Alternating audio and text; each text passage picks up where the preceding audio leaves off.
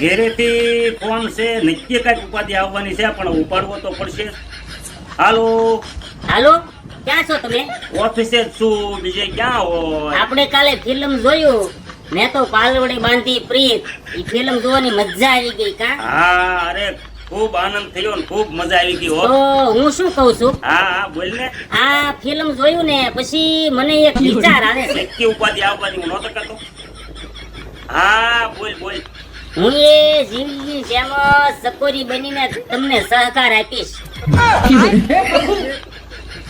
અરે પણ જીવલી તો એના મૃત્યુ પછી ચકોરી બની હતી, અને તું તો અત્યારે ચકોરી જ છો.